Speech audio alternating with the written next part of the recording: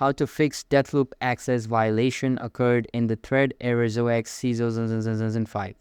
Hey guys, in today's video, I'm going to show you how to fix the error 0xc0000005 access violation when launching the game Deathloop.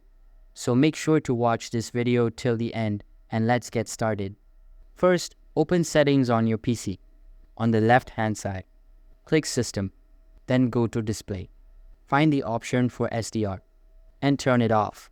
Next, go to this PC, open your system drive, then go to the users folder.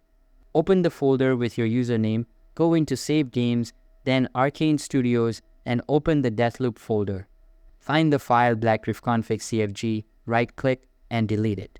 Now, if you have Razer Cortex or any other Razer-related software installed, uninstall it completely. Then relaunch the game. Hopefully the problem will be resolved.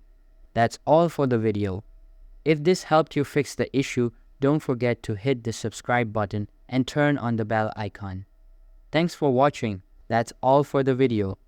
If this helped you fix the issue, don't forget to hit the subscribe button and turn on the bell icon. Thanks for watching and see you in the next one.